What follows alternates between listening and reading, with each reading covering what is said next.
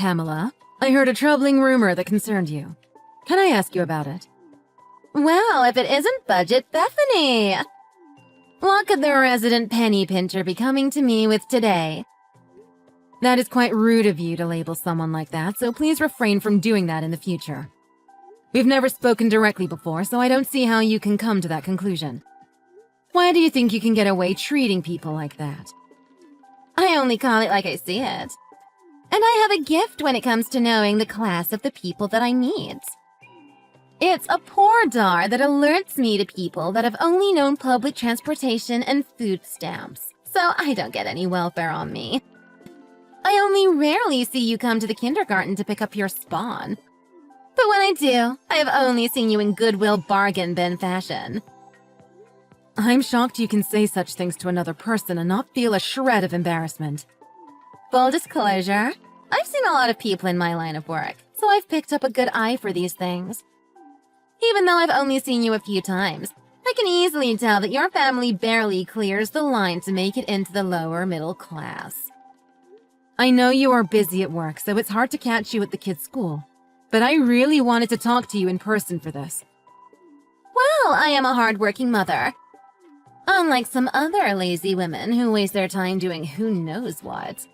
I'm different from the likes of you, so it's hard to understand what you're saying. Please take this seriously. Whatever. What did you want? I'm a busy woman with lots to do, and I'm being kind enough with my time associating with the likes of you, so hurry up and get to the point. Finally, I heard this from Katie's mom and wanted to know your point of view on it. A little while ago, Katie broke out with a high fever and went to the university hospital. But when her mother went to the reception desk to get help, you turned her away. Did that seriously happen? Something as minor as this makes its rounds as a rumor nowadays? Stay-at-home moms have way too much time on their hands and are always making mountains out of molehills. This is why I hate dealing with them. If they have enough time to make up rumors and spread them, get a job and see how the world really works. Is what she said true or not? Because of that, she said she had to drive almost an hour to the next closest hospital to get Katie looked at. Why would a receptionist like you deny them entry? You don't have the authority to deny care to patients that come to the hospital, right? Of course I do. It's half of my job. As a receptionist at the best hospital in the state, I am the first line of defense against undesirables thinking they can waste our wonderful doctor's time. I have to think about the hospital's image as well. It makes us look unsanitary if we let poor people in. If people that actually make the world work see the unwashed masses in our hospital, they would think twice about entering and not get the treatment they so rightly deserve. That is not how a hospital works. And that definitely isn't something that is supported by the hospital. Why would you deny Katie anyhow? Isn't it obvious? Katie's family is flat broke. How could you know that? I heard that they live on the south side, so that should tell you enough. No, not really. What's wrong with coming from the south side? See, this is what I'm talking about. Stay-at-home moms know nothing about the world that's around them. They are so focused on their tiny, insular worlds that they never try to learn more or be better. I also heard that they rely on welfare checks to get by. Makes me wonder how they were able to send that girl to our prestigious kindergarten. So, to answer your question, there is no way I could allow someone like that to be taken in by our hospital. As you can see, I successfully protected the hospital from having to deal with such peasants. What a medieval aristocrat thing to say. Why, thank you. It wasn't a compliment. You need to understand that they have their own place to go. It's noblesse oblige that we follow. Our hard-earned tax dollars go to fund hospitals that they can use. Since they obviously can't pay for those things themselves, we do it for them. Second-rate people get second-rate doctors and facilities. They should be happy to get that because if it weren't for people like me, they would have nothing. Your way of thinking and actions are causing the hospital more problems than you think. Even from an economic point of view, A child's medical costs are quite low compared to the value they will bring to society in the future. What makes you think you have the right to unilaterally make judgment calls of this magnitude? Are you for real? Where does a dumb housewife like you get off talking like that to me, a registered nurse? This has nothing to do with class, but it has everything to do with the hospital. You are denigrating the name of that great facility. I didn't want to bring it up, but I too have a stake in what happens at the university hospital. Shut up already. I don't want to hear anything about social contracts or it takes a village to raise a child. Those are just quotes that make poor people feel good about helping other poor people. I am a veteran nurse with a salary that matches my skills. You and me are on different playing fields. I play starter for the pros and you play bench warmer for Little League. Please don't think you can lecture me about anything, Miss GED. It seems like nothing I say will make you change the way you see the world. Minnows don't tell sharks what to do. In any case, stop turning people away at the reception desk and make sure you apologize to Katie's family. Just who do you think you are talking to me like that? An SJW trying to win more points with your commie friends? This is a free country, and therefore I am free to make the decision on who can and cannot enter my hospital. I have no reason to do anything you ask. I am simply asking you to make changes before you regret it. My only regret is wasting my time listening to your whining. From here on out, do not make such serious decisions without first consulting others. People's lives should not hang in the balance due to your whims.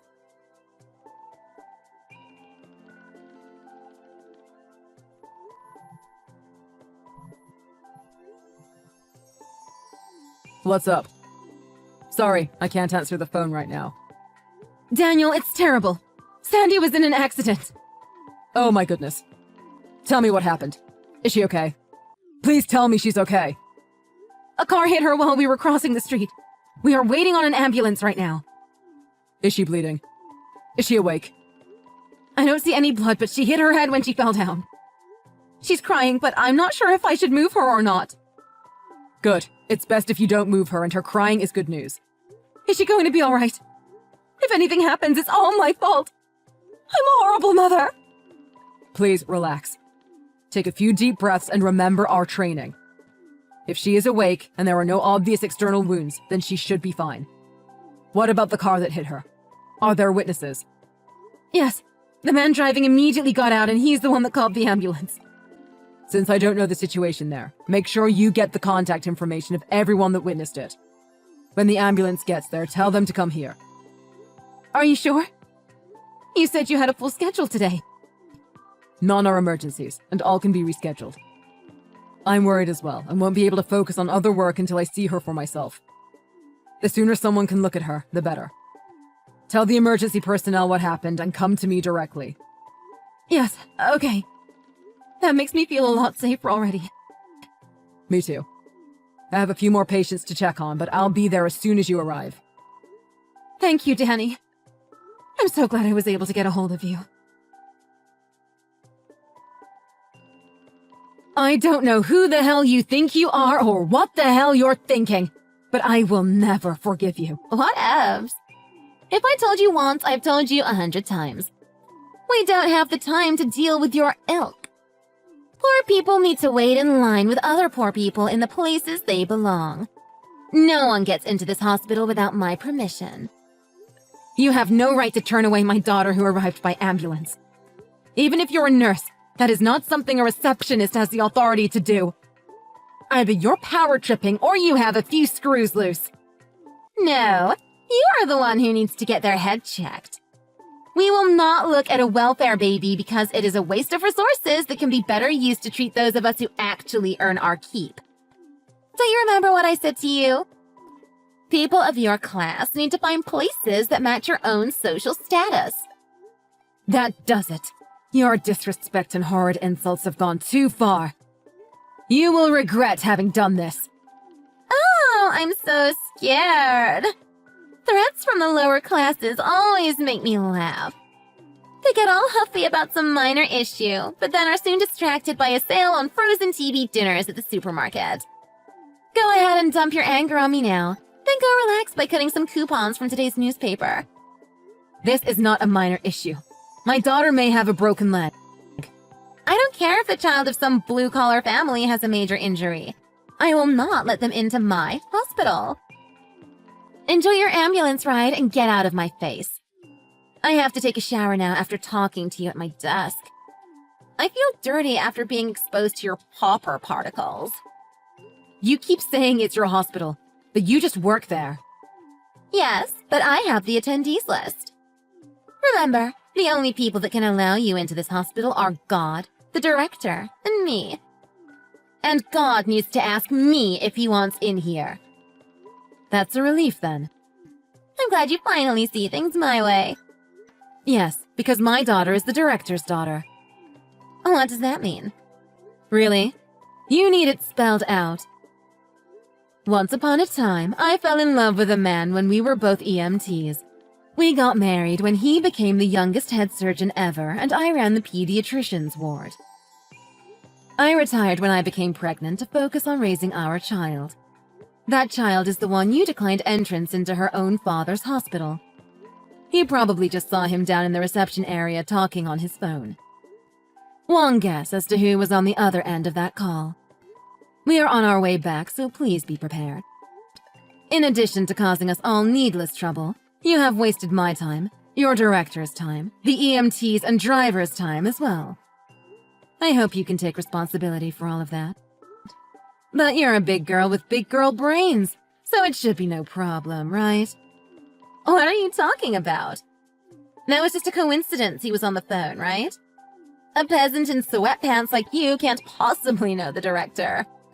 That peasant in sweatpants, ponytail, and no makeup is married to the director of the university hospital, Daniel Bishop.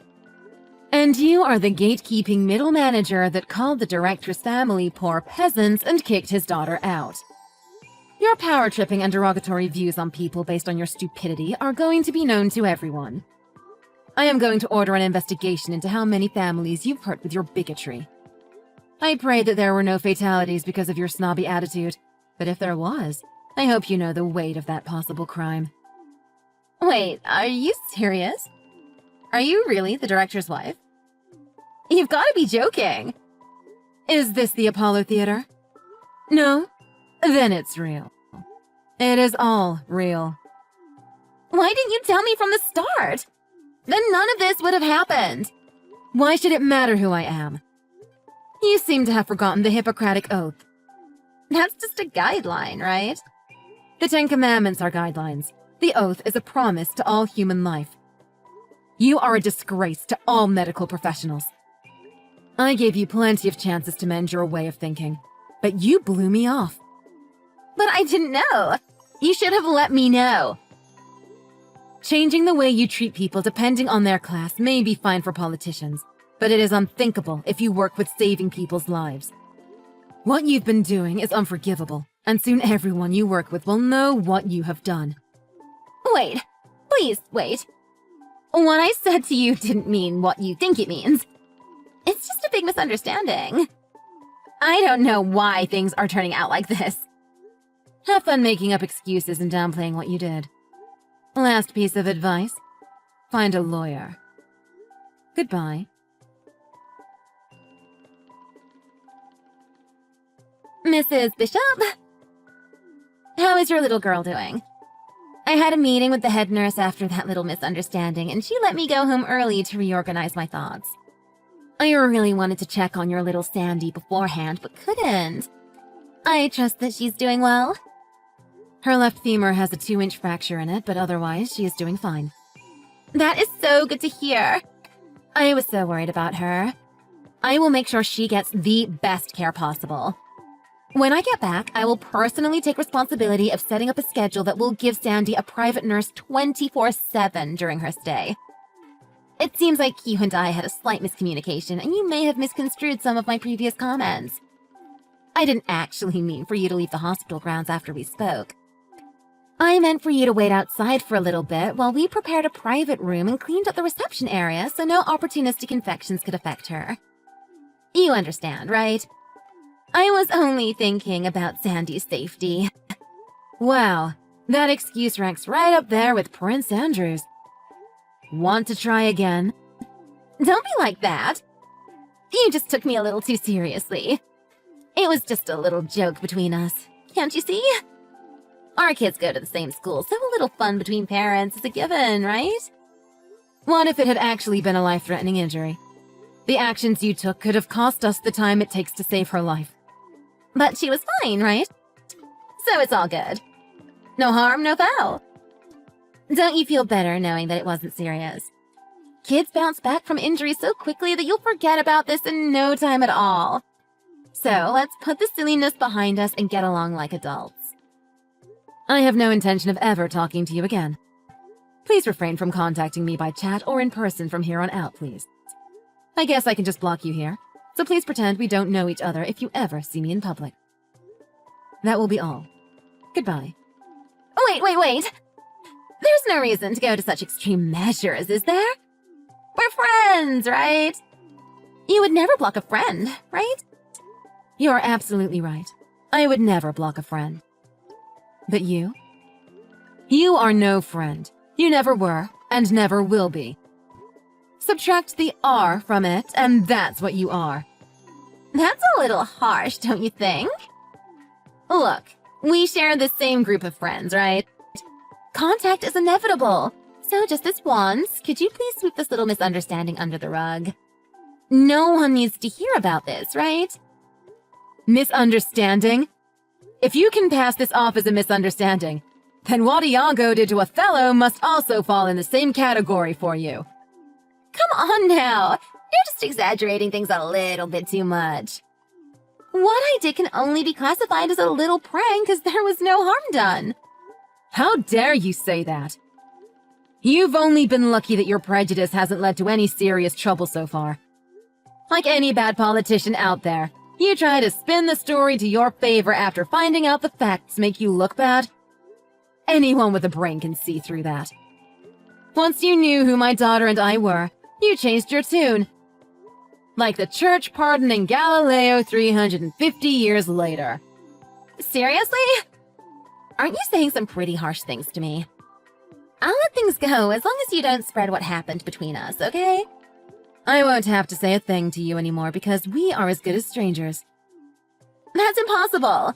We go to the same kindergarten, right? Since you're the hospital director's wife and I'm the hospital's head receptionist, we should be friends and make a group of associated mothers of our choosing to sway the kindergarten principal to our side. That should open up more paths for our children to stand out and succeed. I can't believe you are still trying these tactics. I may have misread you at first, but think of what we could do united. I don't care at all about your ambitions, but don't get any of that on me. I refuse to associate with anyone who judges people simply by the way they look. No good can come from that line of thinking. It's not like you really believe things like that. I felt like I had to put up a strong front in order to keep bad influences from affecting our children at kindergarten. I really am an open person who accepts all people for who they are. There you go again, trying to rewrite the past and redirect the conversation. You should have gone into politics, not medicine. A receptionist like you has no right to turn away patients. You have no idea how livid my husband was once he heard what you've done. Come on, be a pal. I need you to intervene on my behalf and talk your husband down. What would happen if I were to lose my job? That is the least of your worries. What do you mean? Plans are already in motion to place you on unpaid administrative leave while the hospital investigates your actions. This is a serious case that could hurt the hospital's reputation, and they want to find out who is responsible for all of this. You're joking, right? This is just a joke to get back at me, right? If it is, it isn't funny. I could be in serious trouble if it were true. You're right. It isn't funny. Thank goodness. Because it's not a joke. You of all people should know how serious I am after what you did to me. I told you that you would regret crossing me. Someone like you has no right to be in the medical profession. Consider it a favor. Now you're just bullying me for doing my job. Why are you persecuting a woman who has only done her job with honesty and kindness? Do you even know the meaning of those words? If so, how dare you associate them with what you have done to me and other patients? Changing the way you act towards patients based on their looks? Is that part of your job? Do you need me to recite the Hippocratic Oath to you? Well, it's not exactly like that, you see. While my decisions were based on certain visual factors, there is a deeper je ne sais quoi that underlies what I did. I'm sick of hearing your excuses and have more important things to do. You need to wait until the head nurse contacts you again. My husband says he never wants to see your face again. I am of the same desire, so if I see you at the kindergarten again, don't talk to me. Okay, I'm sorry for turning you and your daughter away. Isn't that enough? So please speak to your husband on my behalf. I really need this job. No. What would I get out of doing so? Is there any merit for my husband or the hospital? I think not. Please, I'll do anything. I promise to change. Give me another chance. From my experience, people like you never change. Consider this a lesson in morals in the real world. Class dismissed.